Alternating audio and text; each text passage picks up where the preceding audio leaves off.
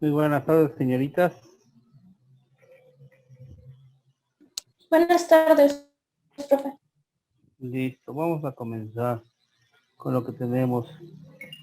En la sesión pasada vimos algunos videos. Sobre estos videos, ¿hay alguna duda, algún comentario que quieran hacer?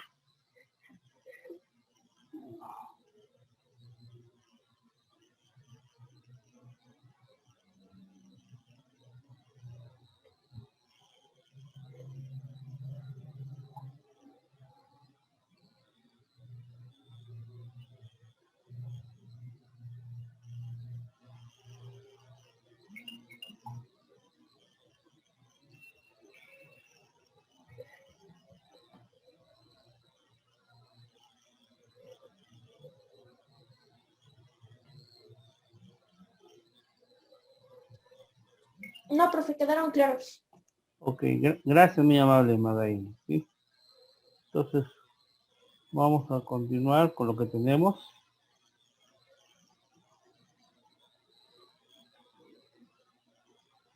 El chat también.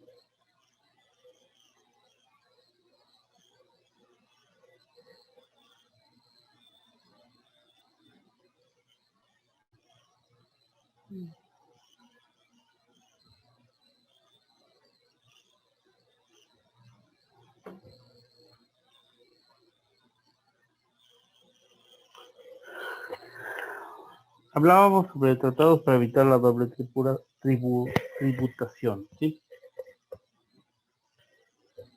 Este es un fenómeno que es característica de la globalización, ¿sí? Esto se da en virtud de las aperturas sin precedentes de una economía mundial. Trae consigo la búsqueda de la maximización de utilidades de las empresas. Esto ha originado a llevar un reordenamiento y a su mismo tiempo multiplicar sus centros de producción, adquirir nuevos canales de comercio y ubicar oficinas en distintos países, formando un mismo grupo de intereses económicos. Este fenómeno de mundialización de ingresos ha traído consigo complicaciones de naturaleza tributaria, tanto para las empresas en el pago de sus gravámenes como para las autoridades hacendarias en la recaudación de los mismos. De tal forma que el derecho fiscal, en su necesidad de ampliar sus funciones, así como con el fin de dotar a las autoridades hacendarias de elementos que les permitan configurar el ingreso universal de los contribuyentes residentes dentro de su circunscripción territorial, ha venido apoyándose en instrumentos jurídicos de carácter internacional, que les permiten ejercer más allá de las fronteras un control que derive en posibles actos de fiscalización. Y ahí hablamos precisamente.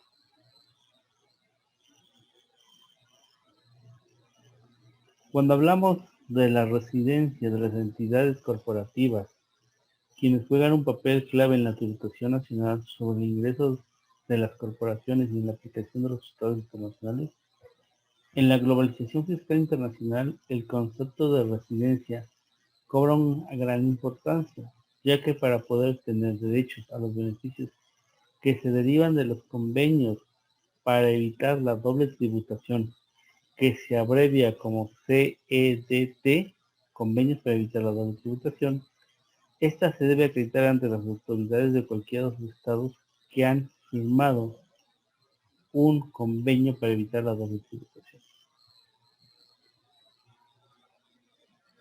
Por lo tanto, si dicha residencia no se acredita, el contribuyente sujeto pasivo será objeto de las leyes internas del Estado, en que se generó el ingreso sujeto a restricción bajo las tasas que imperen en la región y no aquellas que dependan de los convenios fiscales.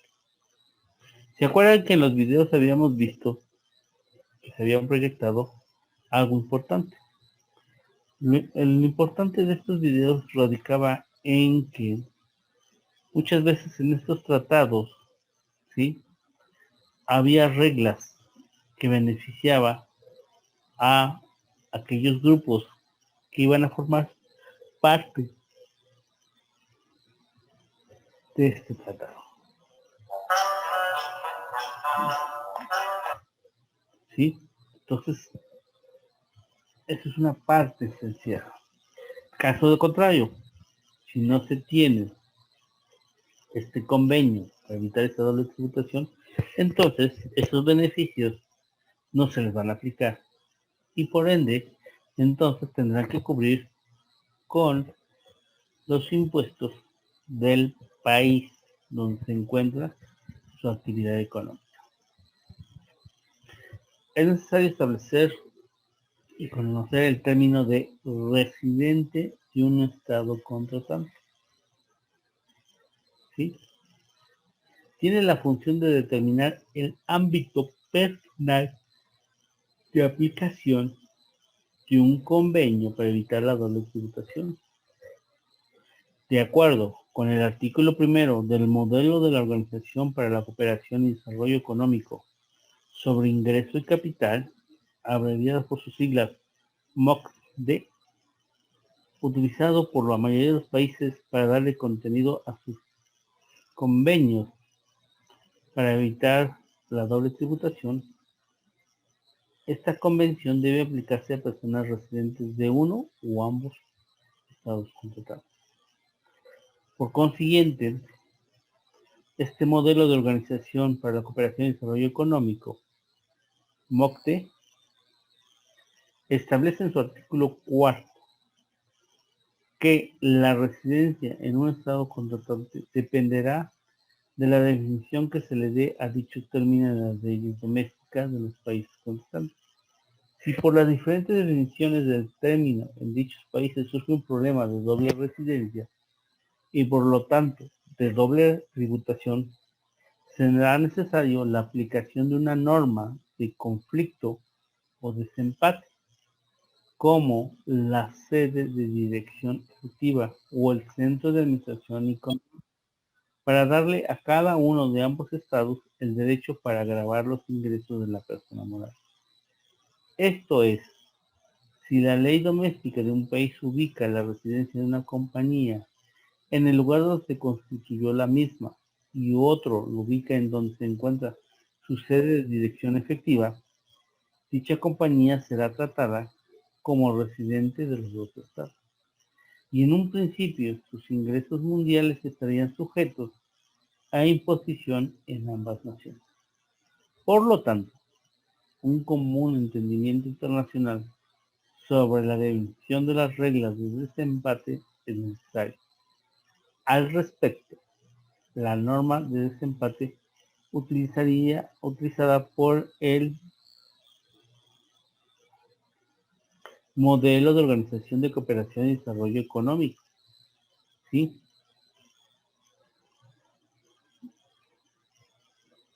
es la sede de dirección efectiva. Sin embargo, actualmente no existe un acuerdo sobre el significado de dicho concepto. Por lo tanto, no hay una regla uniforme para identificar qué países se considera poseedor de la sede de dirección efectiva de la entidad y, en consecuencia, quién podría imponer un impuesto sobre el total de sus rentas mundiales. Hoy en día es muy difícil ubicar al país de residencia de una persona moral, prestadora de servicios en diferentes partes del mundo. La presencia física de una persona moral en un estado determinado es cada vez menos importante. La nublada definición de lo que debe entenderse por sede de dirección efectiva de una entidad puede causar la ubicación de su residencia en distintos lugares. Tomemos, por ejemplo, aquellas empresas multinacionales constituidas en varios países y con accionistas mayoritarios esparcidos por todo el mundo. Actualmente la resolución de miscelánea fiscal, ¿sí?, no hace mención alguna respecto a este término. Sin embargo, hasta diciembre del 2009, ¿sí?, en una modificación a la resolución miscelánea, la sede de dirección efectiva en México respondía al lugar en el que se encontraba la o las personas que tomaban o ejecutaban día a día las decisiones de control, dirección, operación o administración de la persona moral y de las actividades que ella realizaba. Este criterio seguía la misma línea de diversos criterios internacionales sobre este precepto. Pregunto a ustedes, ¿qué debemos entender por una miscelánea fiscal? ¿O para qué nos sirve una miscelánea fiscal en el caso de México?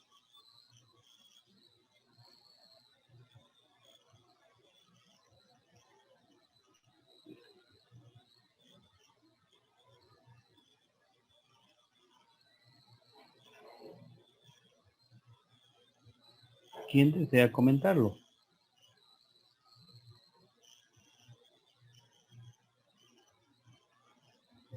Porque ustedes como contadores, independientemente del Código Fiscal de la Federación, de las normas contables, sí, que manejan, sí, también utilizan ustedes la miscelánea fiscal. ¿Qué es la miscelánea fiscal y para qué nos sirve una miscelánea fiscal?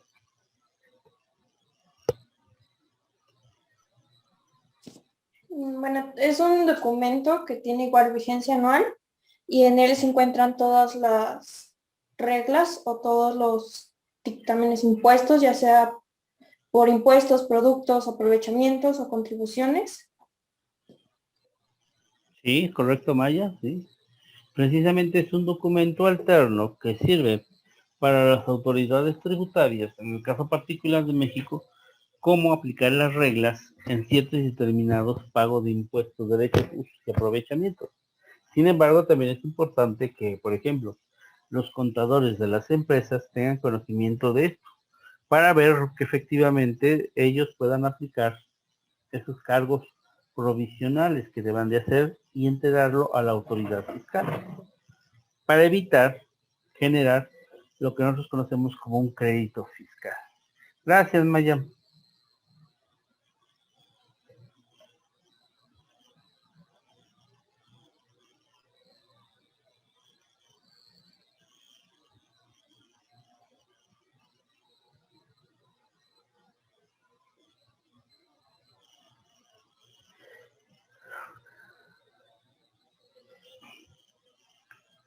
Después de todo haber visto lo anteriormente, es necesario establecer que las reglas de interpretación que podrían ser aplicadas en el esclarecimiento de los términos, ¿sí?, podrán realizarse en base a los artículos 31 y 32 de la Convención de Viena sobre Derechos de Tratados de 1969. Esto es con el fin de apoyarnos en la interpretación del derecho internacional público.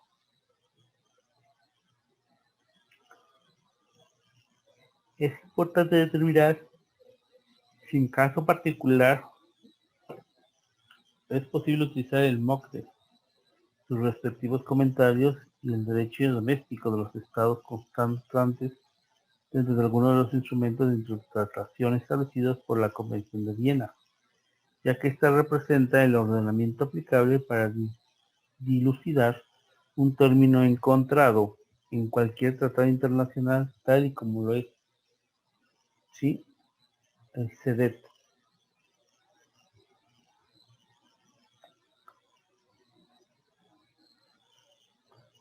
Partiendo de lo anterior, podemos establecer qué tan importante es el concepto de residencia.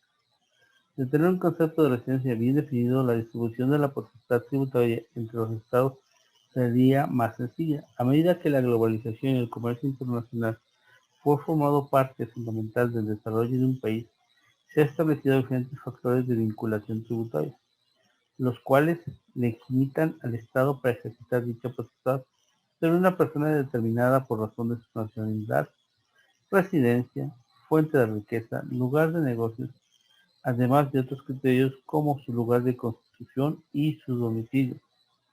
La importancia del término residente de un Estado contratante se puede resumir en lo siguiente. Es un concepto fundamental para identificar y grabar los ingresos mundiales de una persona moral, pues relacionado o vincula a esta directamente con el Estado. Es necesario para resolver problemas de doble tributación que surgen por una doble residencia y para identificar el estado de residencia y el estado fuente de ingresos, dos conceptos diferentes, el estado de residencia y el estado fuente del ingreso. Otro, es importante también porque solo siendo residente de unos países contratantes del CEDET se podrá aplicar los beneficios contenidos en él, de acuerdo con el habitual característico artículo primero de los mismos. Es determinante del domicilio de las personas físicas morales, de acuerdo a lo dispuesto por el artículo 10 del Código Fiscal de la Federación. ¿Se acuerdan que nosotros ya habíamos hablado sobre esto? Sobre el artículo 10 del Código Fiscal de la Federación, que en el artículo 10 del Código Fiscal de la Federación se establece en términos generales lo que es el domicilio, ¿sí?, de las personas. El ser residente de un determinado país, en este caso de México, brinda la posibilidad de adoptar el régimen de consolidación fiscal, según lo establece el artículo 64 de la Ley del Impuesto sobre la Renta, la Ley del ISR. En México, la importancia del concepto de residencia está cristalizada en el artículo 1 de la Ley del Impuesto sobre la Renta, ya que él considera o no a un contribuyente como residente en su país de determinada su obligación de contribuir al gasto público nacional. Dicho artículo dispone lo siguiente.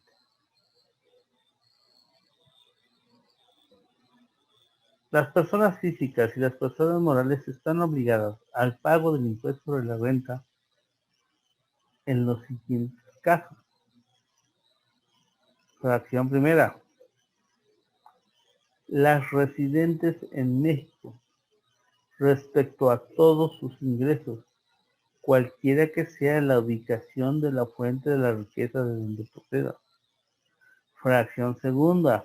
Los residentes en el extranjero que tengan un establecimiento permanente en el país respecto de los ingresos atribuibles a dicho establecimiento permanente.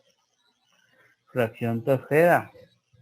Los residentes en el extranjero respecto de los ingresos procedentes de fuentes de riqueza situadas en territorio nacional cuando no tengan un establecimiento permanente en el país o cuando, teniéndolo, dichos ingresos no sean atribuibles a esto. Si se dan cuenta, en términos del artículo 1 de la Ley de Impuestos sobre la Renta, nos habla de tres supuestos hipotéticos de la residencia, ¿sí? El primero nos habla de todos sus ingresos, cualquiera que sea la ubicación de la fuente de riqueza de donde proceda. Ese es todos sus ingresos. En la fracción segunda, que nos habla de los residentes, establece como regla que se debe tener un establecimiento permanente en el país y del cual los ingresos son atribuibles a dicho establecimiento. Mientras que en la fracción tercera hace mención sobre residentes referente a los ingresos procedentes. Allí sí, ingresos procedentes de fuentes de riqueza situadas en territorio nacional, pero aquí viene una regla, pero cuando no se tenga un establecimiento permanente en el país, o en caso particular, teniéndolo, establece que dichos ingresos no sean atribuibles a este. ¿Qué quiere decir?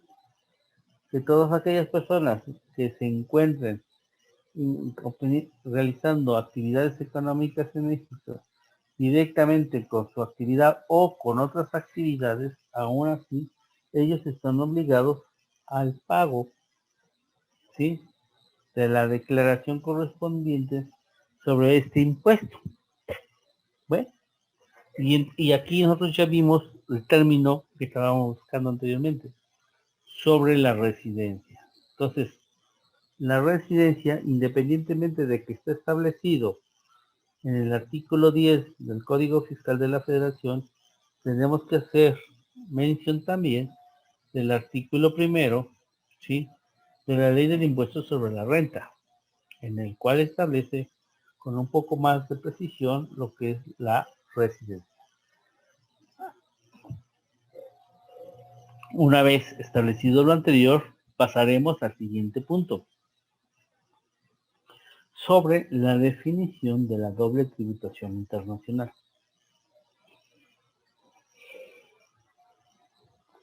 Los problemas de doble tributación internacional surgen cuando dos países se encuentran involucrados en el cobro del impuesto a un mismo sujeto pasivo. Cuando el contribuyente residente según las leyes de los dos países contratantes o cuando el residente tiene la fuente de su ingreso fuera de su país de residencia, estamos ante un problema de fiscalidad internacional, incluso cuando sea su país de nacionalidad. La doble tributación internacional se define como la imposición de gravámenes por dos o más estados soberanos sobre los mismos ingresos comparables de la misma persona gravable y en el mismo periodo de tiempo. Es decir, se presenta cuando un sujeto pasivo paga el mismo impuesto dos veces en dos diferentes estados por la generación del mismo ingreso. ¿Sí? Las causas de una doble residencia y por lo tanto de una posible doble tributación son las siguientes. La diferencia en los criterios utilizados por los países contratantes para definir la residencia de una persona moral. Una compañía tendrá doble residencia si para un país contratante la residencia de una entidad está en el lugar en que se fue constituida y para el otro está en el lugar donde se encuentra la sede de dirección efectiva. Otro aspecto, la posible diferencia de interpretación sobre el mismo criterio si ambos países utilizan la sede de dirección efectiva como norma de conflicto y uno de ellos interpreta este término como el lugar donde se encuentra el director de más alto rango de la compañía y el otro como el lugar donde se lleva a cabo las juntas de consejo. Y el tercer supuesto, en los dos países se defina de distinta forma el supuesto normativo que actualiza la hipótesis de causación, es decir, que en un mismo objeto sea definido de manera desiguales entre dos países. Si en un país una transacción específica es considerada como una distribución de dividendos y en otro es considerada como una ganancia de capital, estaremos frente a una doble tributación. Lo anterior podría ejemplificarse en las relaciones comerciales que un país tenga con Dinamarca, ya que este último se reserva el derecho de gravar el precio de la venta como dividendos según lo dispone el artículo 10, ¿sí?, del MOCDE, y no con base al lugar de residencia del enajenante, tal como lo hace la mayoría de los países. Entonces, si se dan cuenta, señoritas, vemos aquí esta precisamente gran forma de establecer esta doble tributación internacional. ¿Sí? Hay fenómenos que pueden generar esta doble tributación y en qué casos y circunstancias se podría ver. Yo les pregunto a ustedes por los medios televisivos, la pregunta estuvo entre la pelea de Canelo Álvarez con el inglés, celebrada precisamente este sábado. El Canelo iba a recibir, si no mal recuerdo, cerca de $5 millones. y el inglés iba a llevar una bolsa asegurada de $3 millones. Bueno, ¿qué pasa con estos dos sujetos? Uno es inglés, uno es mexicano.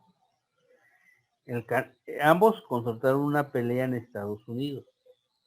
Fueron y dieron el espectáculo en Estados Unidos. Ahí se generó, llamémoslo de esta manera, este ingreso, ¿sí? Ahí se presentó también lo que podríamos manejar nosotros, la ganancia de este capital. ¿Qué va a pasar con estos dos peleadores sobre el ingreso que percibieron por su pelea? ¿Dónde tienen que pagar sus impuestos? Porque el Canelo vive en México, ¿sí? En el norte de la República Mexicana tiene su residencia. Pero fue a trabajar, porque al fin y al cabo es un trabajo el boxeo, a los Estados Unidos, en una pelea. Y tenía una bolsa ya asegurada. En este caso, qué sucedió? ¿A quién hay que pagarle? ¿A los Estados Unidos? ¿Sí? ¿O al SAT en México? ¿O a ambos? ¿Ustedes qué opinan? Quiero ver sus puntos de vista. ¿Sí? De Madaí y de Lisbeth. Lisbeth.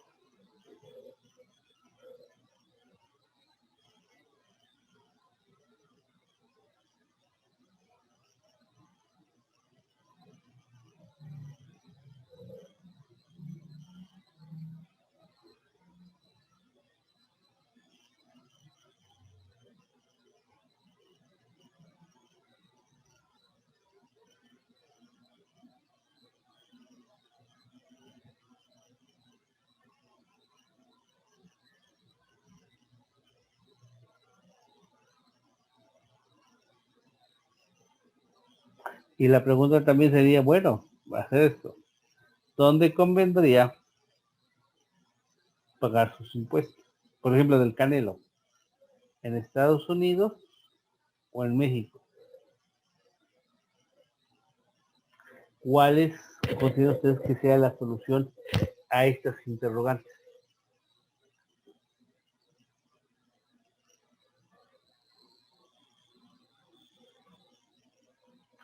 ¿Cuál es su punto de vista?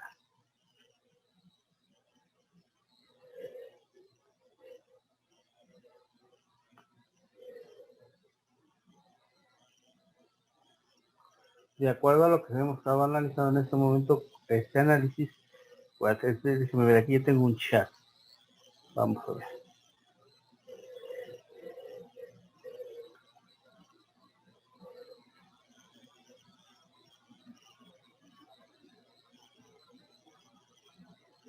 Ok. El líder dice que yo creo en México, el hacerlo lo beneficia a México. Sí, bueno, podría ser una cuestión. Pero aquí habría que ver los aspectos. Porque al fin y al cabo se realizó una actividad. Dirían, es un espectáculo. Sí, es un espectáculo, es un trabajo, es deporte y todo lo demás. Es lo mismo como pasó con los Aguilares. Bueno, no sé si tuvieron la oportunidad de ver la pelea, pero por ejemplo interpretaron el himno nacional e hicieron una canción popular mexicano.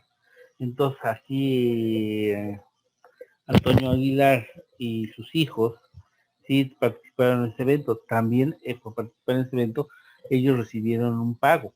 La pregunta es, ¿dónde van a pagar? ¿En México o en Estados Unidos? Y estamos ante este fenómeno, ¿eh? Este fenómeno es común, ¿eh? Entonces, vale la pena conocer este aspecto. Está bien su comentario de Lisbeth, que en México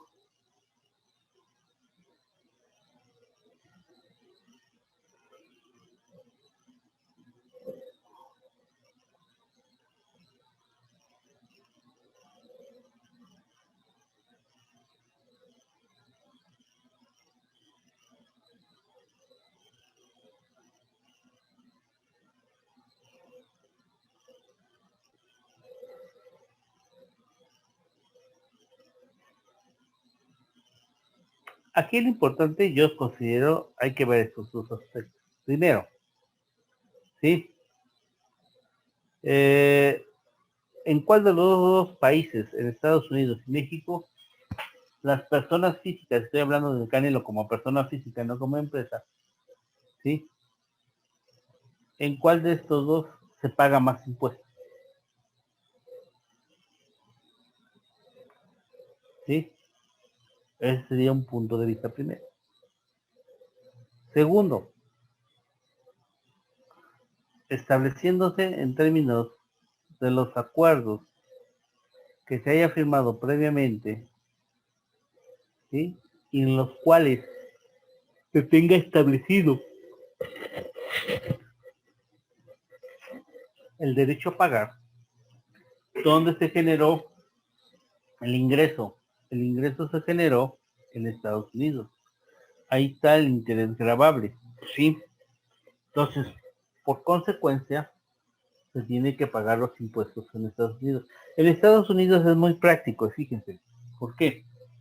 Porque en Estados Unidos se aplica directamente el impuesto sobre su ganancia que se estableció. En México tendríamos que hacer varios deducibles para poder establecer pagos y demás. En Estados Unidos la tasa de impuestos que se paga a personas físicas es un poco más bajo que a personas morales. Ahora, bajo estas circunstancias y tomando en consideración que México y Estados Unidos tienen varios acuerdos comerciales y tratados internacionales firmados entre ellos, por regla, debe existir previamente aquellos acuerdos donde se ha establecido y se encuentra regulado este aspecto de la doble tributación. ¿Sí? Bajo estas circunstancias, entonces, lo pagado en Estados Unidos, esto serviría para ser pagado en México. Ahora, desde un punto práctico y lógico, tendríamos que establecer lo siguiente. ¿Y qué tendríamos que establecer lo siguiente? Hipotéticamente, no tengo el dato de cuánto es el pago de impuestos en Estados Unidos, persona física. Pero si no mal recuerdo, parece que anda en el 30%. Si esta persona, hablando del Canelo, y Canelo tuvo un ingreso, y sobre eso se le grabó el 30% y ya lo pagó, mientras que en México se graba por el 34%, si no mal recuerdo. A ver, ayúdeme ahí, señorita, ¿es correcto? ¿Que personas físicas se le está grabando el 34% o es el 36%? Comento con ustedes.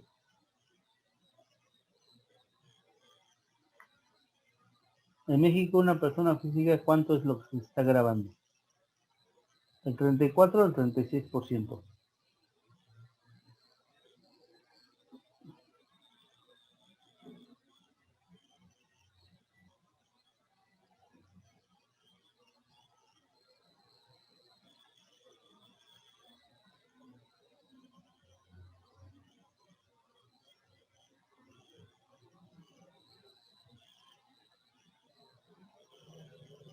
¿Por qué lo digo? Hipotéticamente, miren, viéndolo desde un punto de vista salomónico, ajá, a ver, dígame usted. 5%. El 35, gracias, Eli.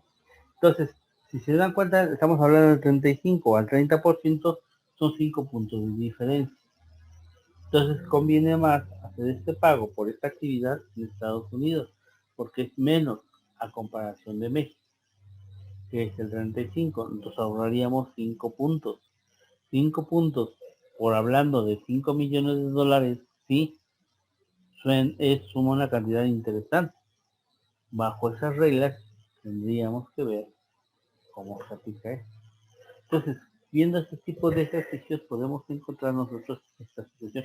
Lo mismo pasaría con el inglés, ¿sí? El de Inglaterra, y que vino a trabajar en Estados Unidos, ganó, aunque perdió, tenía ya una bolsa asegurada. Entonces, también él pagó impuestos en Estados Unidos. Aquí algo interesante, como Estados Unidos e Inglaterra, ¿sí? Hay una similitud en ellos, por hablar el sistema jurídico de ellos es un civil law y un common law. El civil law es en Inglaterra y el common law es en Estados Unidos. Casi los dos son similares.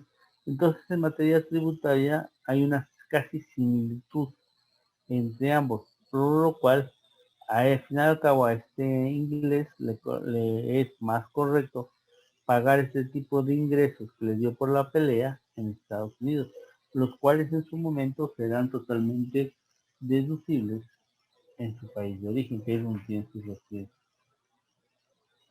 ¿Sí? Y de esta manera se cumple con la finalidad de el pago de los impuestos que generó esta actividad económica. Y vémoslo de esta forma. Por ejemplo, yo decía eso es persona física. Vamos a hablar de una persona moral. Y como persona moral voy a hablar precisamente de la empresa Bimbo.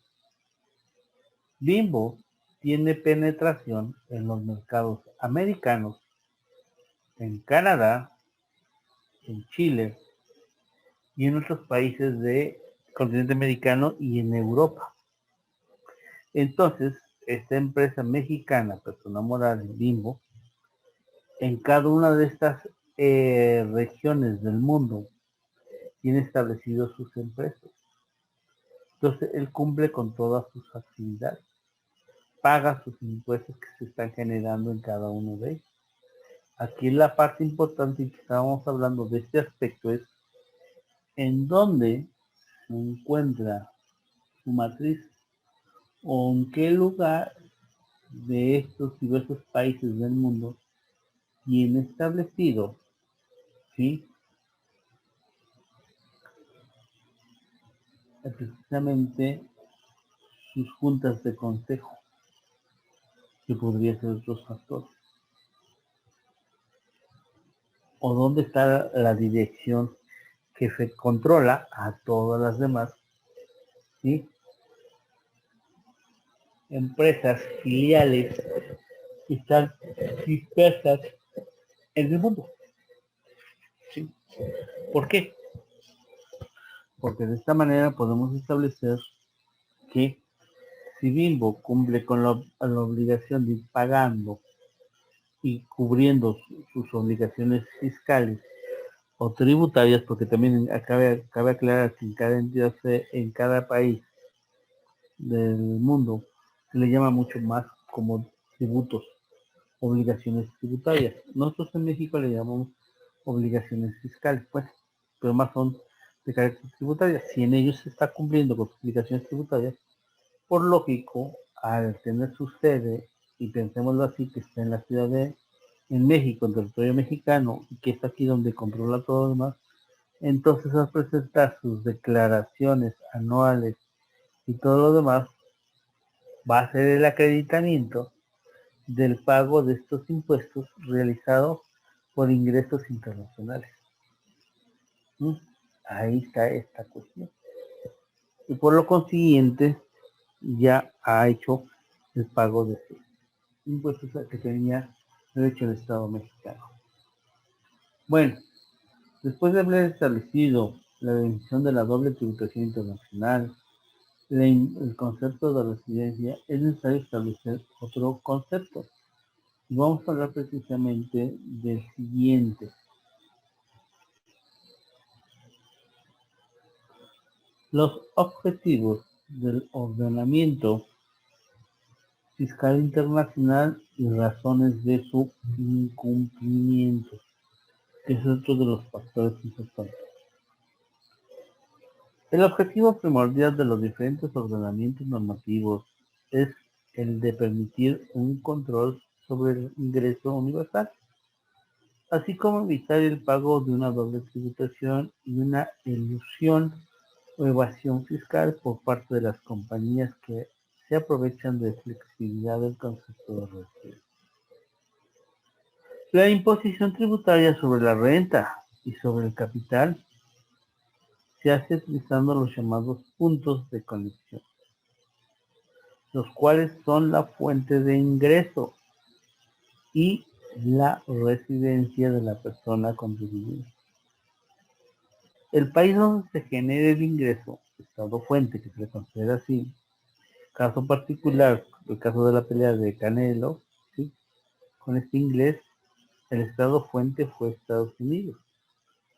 Tiene derecho a sujetar al pago de los impuestos al contribuyente por el monto de dichos ingresos, mientras que el país donde el sujeto pasivo tiene su residencia, estado residente, tiene el derecho de sujetar al contribuyente a impuestos por la totalidad de sus ingresos obtenidos mundialmente. ¿Sí? Es decir, sin embargo, cuando la decisión de alguno de estos puntos de colección no es precisa, la actualización de una doble tributación o una evasión fiscal es latente. Un amplio margen de interpretación del concepto de residencia puede derivar en contribuyentes con doble residencia internacional y por lo tanto en un doble pago de impuestos sobre ingresos mundiales. Y aquí estamos hablando de los ingresos mundiales. Y por eso hablamos de la totalidad de sus ingresos obtenidos mundialmente. Es decir, el caso de BIM, cada uno de estos países donde produce, comercializa y distribuye su producto, ¿sí? Finalmente y anualmente va a tener un ingreso mundial y sobre el cual estará sujeto al pago, en el caso de México, de sus obligaciones.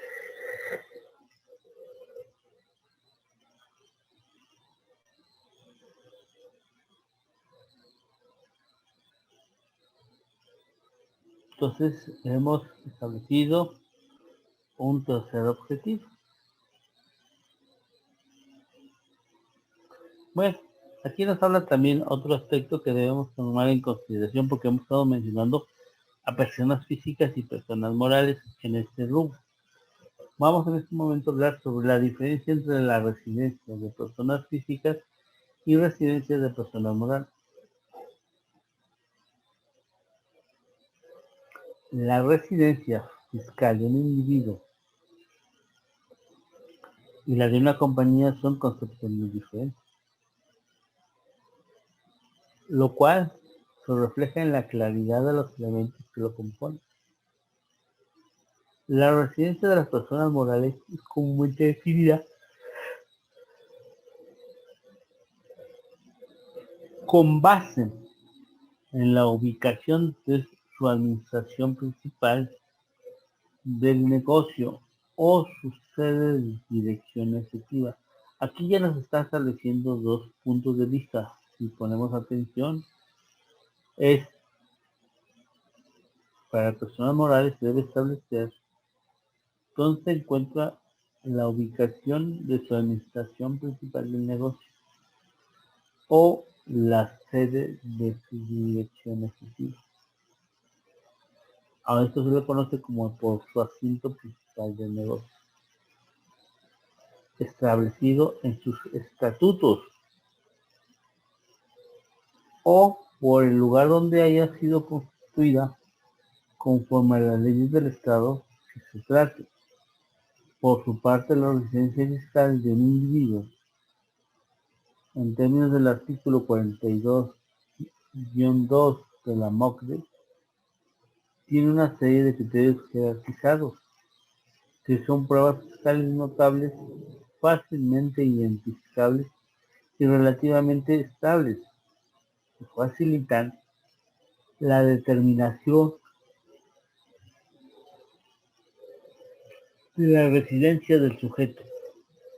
A estos criterios que hemos hecho mención anteriormente, los establecemos en el siguiente orden. 1. deberá considerarse residente solamente del estado en el que se ubique su vivienda permanente a su disposición. Si tiene una vivienda permanente a su disposición en ambos estados contratantes, se considera residente del estado en el cual tenga mayores lazos personales o económicos, centros de interés vitales. Es decir, podemos tener a mexicanos que viven aquí en México, pero que también viven en Estados Unidos.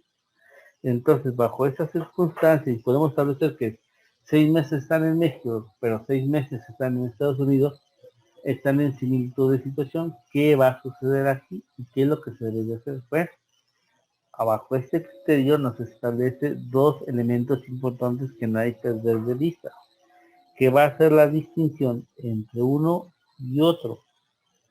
Es decir,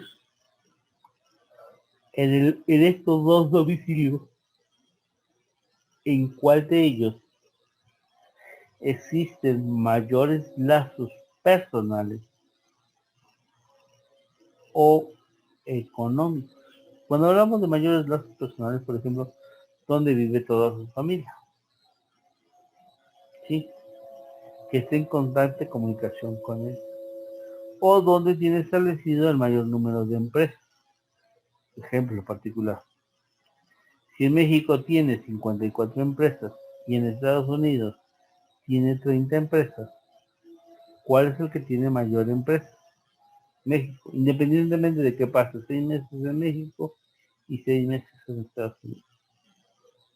Por tener mayor número de empresas en suelo mexicano, se considera como tal residente de dicho domicilio. El segundo aspecto.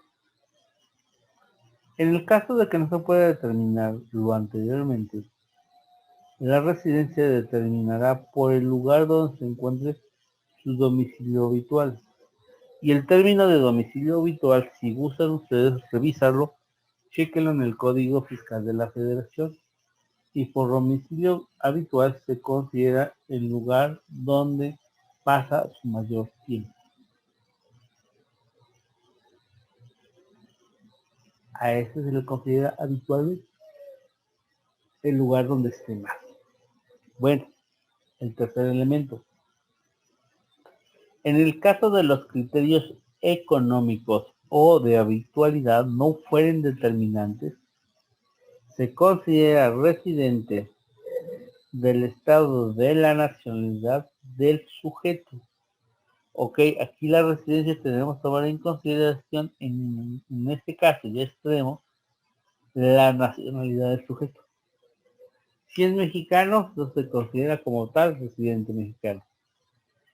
Podemos encontrar dos aspectos importantes. ¿Por qué? México hace años atrás cambió su ideología de frente a la nacionalidad. Es decir, el Estado mexicano años atrás únicamente tenía establecido, ¿sí?, que podía tener una sola nacionalidad. No podía tener dos nacionalidades. Sin embargo, ¿sí?, las reformas que subió la Constitución estableció que los mexicanos pueden tener dos nacionalidades. ¿Sí? Una que se les considera nacionalidad de origen y otra que se considera la nacionalidad por naturalización, y la naturalización, recuerden que esta se da por dos factores. Una, porque habitualmente ahí reside sus negocios y ha cumplido con el tiempo que el Estado ha establecido. ¿Sí? Y por haber contraído matrimonio con alguna ciudadana de ese país, donde establezca de sus reglas que por adquirir mediante matrimonio de su esposa o esposo tiene derecho a adquirir la nacionalidad del mismo. Esto es lo que sucede mucho con los americanos, quienes van a Cuba en algunas ocasiones se casan con una cubana y esa cubana puede ingresar libremente territorio norteamericano porque se considera norteamericana por matrimonio. Lo mismo pasa con los mexicanos. Entonces hablamos de la nacionalidad. Finalmente, la última. Si resulta nacional de ambos o de ninguno de los estados contratantes, la residencia del sujeto se determinará por acuerdo mutuo.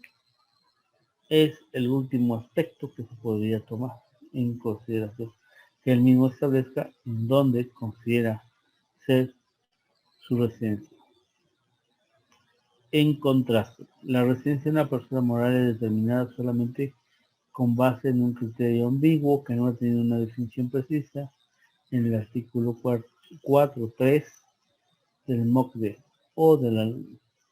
o a lo largo de los convenios que México ha celebrado en diversos estados para evitar la doble tributación, esto es, la sede de dirección efectiva. Bueno, esto es lo que hemos previsto y establecido en estos dos aspectos. Bajo estas circunstancias, ya vimos precisamente la diferencia entre la residencia personal física y la residencia moral. Ya vimos los objetivos del ordenamiento fiscal internacional y razones de su incumplimiento. Ya vimos la definición de la doble tributación internacional y la importancia del concepto de residencia. Bajo estas reglas hemos estado manejando seriamente para entrar precisamente en lo que son la doble tributación internacional, que es lo que es el tema central o eje de esta materia. Bueno, señoritas, dada la hora que es, no me queda más que darles las buenas tardes y nos vemos el próximo jueves. Que tengan una excelente tarde.